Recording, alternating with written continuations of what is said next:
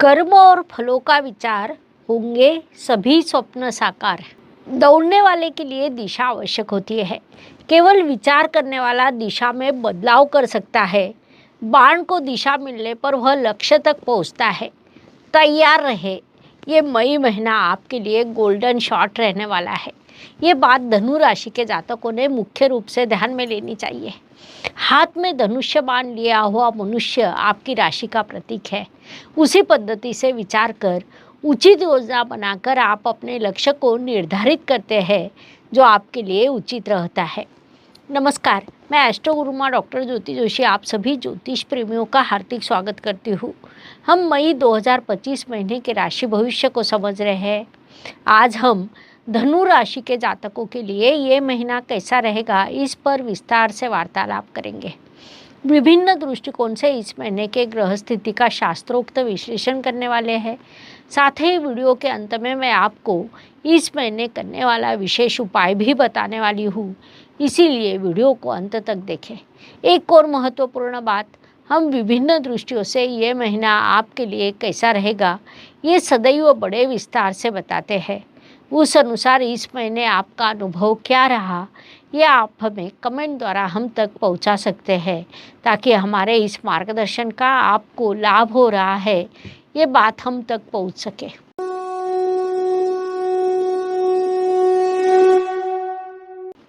व्यक्तित्व की दृष्टि से विचार करें तो धनु राशि चलता फिरता उत्सव होती है।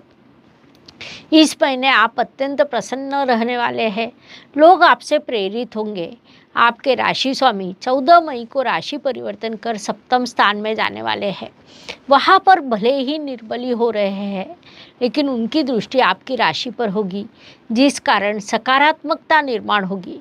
विशेष बात है कि पिछले काल में वे आपके षष्ठ स्थान में थे। वह स्थान राशि स्वामी गुरुदेव को कतई ही अच्छा नहीं लगता। सप्तम स्थान ये केंद्र स्थान होने के कारण, वहाँ से उनकी दृष्टि आपके राशि पर होने के कारण वह स्थान उन्हें अच्छा लगता है। इसीलिए उनके सकारात्मक प्रभाव आपके व्यक्तित्व पर अवश्य होंगे। इस काल का सदुपयोग करें। धन परिवार वाणी की दृष्टि से विचार करें तो इस काल में आपको पैसा अवश्य मिलेगा। वह जाने वाला भी है। पैसा कमाते समय बड़े कष्ट करने पड़ते हैं, लेकिन पैसा जाते समय वह कहाँ गया ये पता नहीं चलता। फिर भी इस काल में आपको परिवार से बड़ा सहयोग मिलेगा। वाणी में मिठास रखे, मीठी वाणी से भी कई चीज़ें साध्य होती है। आपके धनेश शनिदेव चतुर्थ स्थान में अर्थात सुख स्थान में विराजमान है, जिस कारण परिवार, घर, सौख्य ये सभी चीज़ें एक दूसरे से जुड़ी हुई है। इन सभी चीज़ों में सबसे महत्वपूर्ण कुछ है तो वो आपका बोलना है। ये बात मुख्य रूप से ध्यान में लीजिए। पराक्रम एवं परिश्रम की दृष्टि से विचार करें तो भाइयों के साथ आपके कुछ विवाद हो सकते हैं। जैसे बचपन में होते थे वैसे ही विवाद होंगे। परिश्रम करना ये आपका स्थायी भाव है। यात्रा में आपको बहुत कुछ सीखने को मिलता है। परिश्रम आपका बल स्थान है। उस बल पर आप किसी भी मिशन को संभव बनाते हैं, वही आपके लिए इस काल में करना है और लाभकारी रहेगा। वास्तु, वाहन, भूमि, सुख शांति की दृष्टि से विचार करें तो आपके चतुर्थ स्थान में कई ग्रह विराजमान है, अर्थात इस महीने पुनश्च कई ग्रह राशि परिवर्तन करने वाले हैं। फिर भी आप घर में कुछ नए बदलाव करेंगे। पुराने फर्नीचर को निकालकर नया फर्नीचर लाने की आपकी इच्छा पूरी होगी। इस महीने खुशी की बात है कि आपको माता जी के आशीर्वाद, उनका सहयोग प्राप्त होगा। जो जातक वाहन लेने की योजना बना रहे हैं, उन्हें इस काल में प्रयास बढ़ाने चाहिए, उसमें आप सफल होंगे। शिक्षा, संतति, प्रणय की दृष्टि से विचार करें तो धनु जातकों के लिए महीना शुभ कहा जा सकता है। विशेष रूप से फार्मेसी क्षेत्र के विद्यार्थी या इंजीनियरिंग क्षेत्र के विद्यार्थियों को इस काल में बड़ी सफलता प्राप्त होगी। प्रेम के लिए थोड़ा समय निकालना पड़ेगा, क्योंकि आप सदैव काम में व्यस्त रहते हैं। संतति को लेकर थोड़ी शांति रखें, क्योंकि इस महीने आपकी संतति बड़ी अग्रेसिव होने वाली है। वह अपनी दिशा स्वयं चुनेगी। ऐसी स्थिति में थोड़ा बैठना लाभकारी होता है, क्योंकि उनकी उन्नति यही आपका लक्ष्य होता है। ये बात ध्यान में लीजिए। स्वास्थ्य, कर्ज प्रतिस्पर्धी शत्रुओं की दृष्टि से विचार करें तो इस काल में आपका स्वास्थ्य सामान्य रूप से अच्छा रहेगा। पिछले काल में यदि आपका वजन बढ़ा हो तो वह अब पहले जैसा होगा, क्योंकि अब आपके राशि स्वामी गुरुदेव राशि परिवर्तन करने वाले हैं।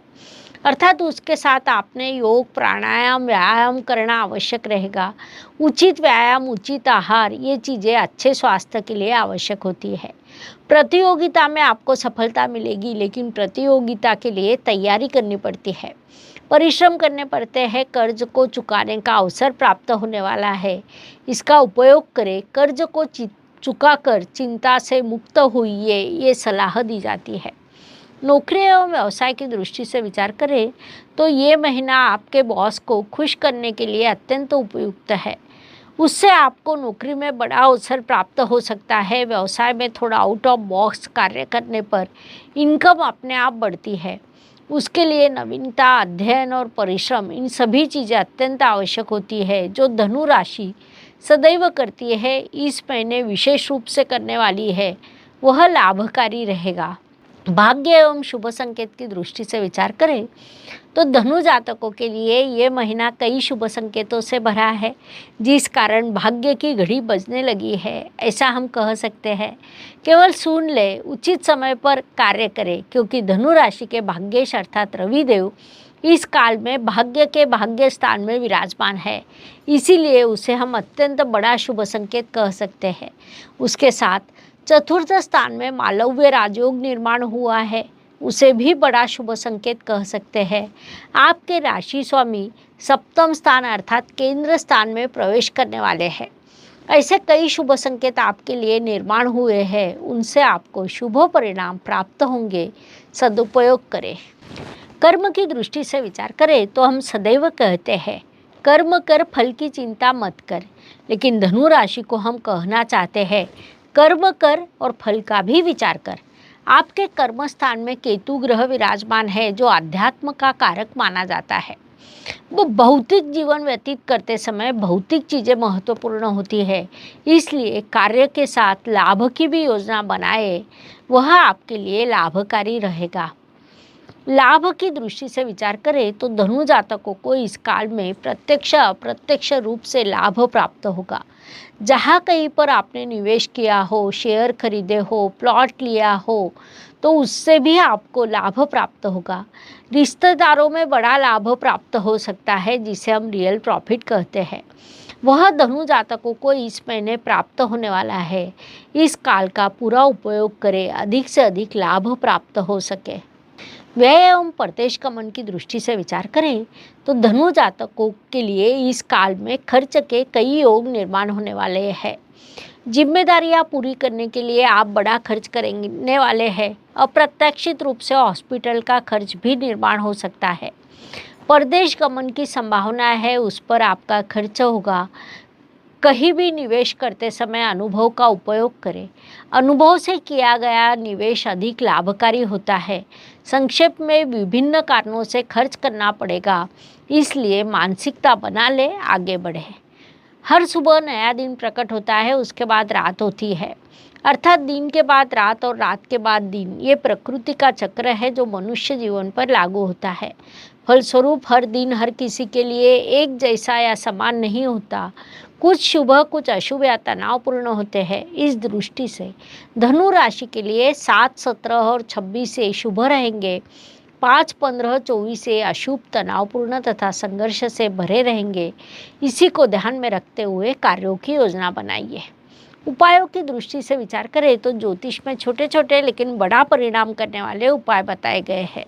अशुभ चीज़ों की अशुभता कम करने का, शुभ चीज़ों की शुभता बढ़ाने का उनमें सामर्थ्य होता है।